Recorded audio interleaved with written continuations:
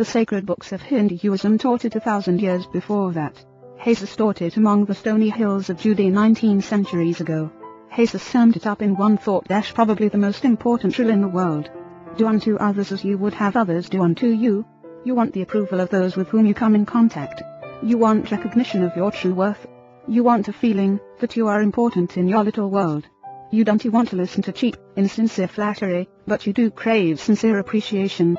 You want your friends and associates to be, as Charles Schwab put it, hearty in their approbation and lavish in their praise. All of us want that. So let us obey the golden rule, and give unto others what we would have others give unto us. How? When? Where? The answer is all the time, everywhere.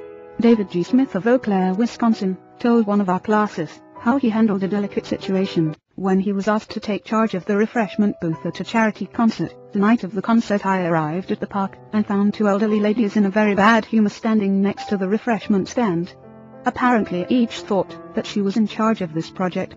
As I stood there pondering what to do, many of the members of the sponsoring committee appeared and handed me a cash box and thanked me for taking over the project. She introduced Rose and Jane as my helpers, and then ran off. A great silence ensued. Realizing that the cash box was a symbol of authority, of sorts, I gave the box to Rose and explained that I might not be able to keep the money straight, and that if she took care of it, I would feel better. I then suggested to Jane that she show 2 teenagers who had been assigned to refreshments how to operate the soda machine, and I asked her to be responsible for that part of the project. The evening was very enjoyable, with Rose happily counting the money, Jane supervising the teenagers, and me enjoying the concert. You don't have to wait until you are ambassador to France or chairman of the Clamby committee of your lodge before you use this philosophy of appreciation. You can work magic with it almost every day. If, for example, the waitress brings us mashed potatoes when we have ordered French fried, let us say, "I am sorry to trouble you, but I prefer French fried." She'll probably reply, "No trouble at all," and will be glad to change the potatoes, because we have shown respect for her. Little phrases such as "I am sorry to trouble you," "Would you be so kind as to," quote, "Won't you please," quote, "Would you mind," "Thank you," little courtesies like these oil the cogs of the monotonous grind of everyday life, and, incidentally, they are the hallmark of good breeding. Let us take another illustration. Hall Caine's novels The Christian, The Deemster, The Manxman, among them, were all bestsellers in the early part of this century. Millions of people read his novels, countless millions. He was the son of a blacksmith. He never had more than 8 years schooling in his life, yet when he died he was the richest literary man of his time. The story goes like this. Hall Caine loved sonnets and ballads, so he devoured all of Dante Gabriel Rossetti's poetry. He even wrote lecture chanting the praises of Rossetti's artistic achievement and sent a copy to Rossetti himself. Rossetti was delighted. Any young man who has such an exalted opinion of my ability, Rossetti probably said to himself, must be brilliant. So Rossetti invited this blacksmith's son to come to London and act as his secretary. That was the turning point in Hall Caine's life, for, in its new position, he met the literary artists of the day. Profiting by their advice and inspired by their encouragement, he launched upon a career that emblazoned his name across the sky. His home, Greeba Castle, on the Isle of Man, became a mecca for tourists from the far corners of the world, and he left a multi-million-dollar estate. Yet, who knows, he might have died poor and unknown had he not written an essay expressing his admiration for a famous man. Such is the power, the stupendous power, of sincere, heartfelt appreciation. Rossetti considered himself important. That is not strange, almost everyone considers himself important, very important. The life of many a person could probably be changed, if only someone would make him feel important. Ronald J. Rowland, who is one of the instructors of our course in California, is also a teacher of arts and crafts. He wrote to us about a student named Chris in his beginning crafts class. Chris was a very quiet, shy boy lacking in self-confidence, the kind of student that often does not receive the attention he deserves. I also teach an advanced class that had grown to be somewhat of a status symbol, and a privilege for a student to have earned the right to be in it. On Wednesday, Chris was diligently working at his desk. I really felt there was a hidden fire deep inside him. I asked Chris if he would like to be in the advanced class. How I wish I could express the look in Chris's face, the emotions in that shy 14-year-old boy, trying to hold back his tears. Who, me, Mr. Rowland? Am I good enough? Yes, Chris, you are good enough. I had to leave at that point, because tears were coming to my eyes. As Chris walked out of class that day, seemingly 2 inches taller, He looked at me with bright blue eyes, and said in a positive voice, "Thank you, Mr. Rowland. Chris taught me a lesson I will never forget, our deep desire to feel important. To help me never forget this rule, I made a sign which reads, 'You are important.'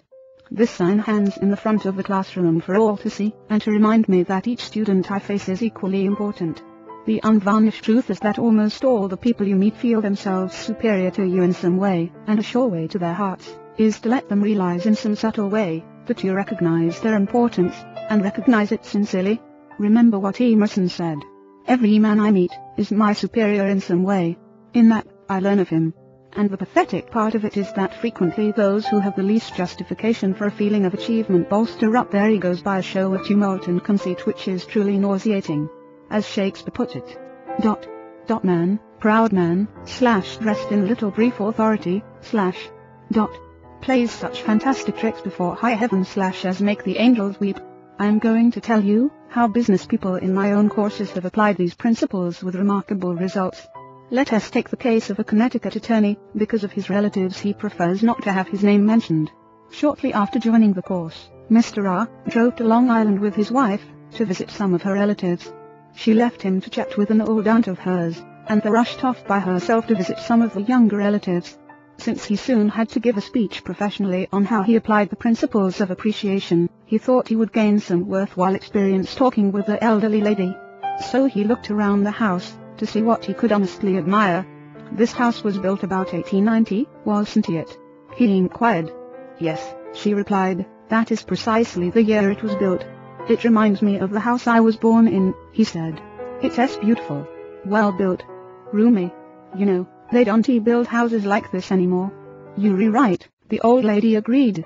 The young folks nowadays don't care for beautiful homes. All they want is a small apartment, and then they go off gadding about in their automobiles. This is a dream house, she said in a voice vibrating with tender memories. This house was built with love. The husband and I dreamed about it for years, before we built it. We didn't have an architect. We planned it all ourselves. She showed Mr. R. about the house, and he expressed his hearty admiration for the beautiful treasures she had picked up in her travels and cherished over a lifetime: paisley shawls, an old English tea set, Wedgwood china, French beds and chairs, Italian paintings, and silk draperies that had once hung in a French chateau. After showing Mr. R. through the house, she took him out to the garage. There, jacked up on blocks, was a Packard car, in mint condition. The husband bought that car for me shortly before he passed on, she said softly. I have never ridden in it since his death. You appreciate nice things, and I am going to give this car to you. Why, Auntie, he said, you overwhelm me. I appreciate your generosity, of course, but I couldn't possibly accept it. I am not even a relative of yours. I have a new car, and you have many relatives that would like to have that Packard. Relatives? She exclaimed.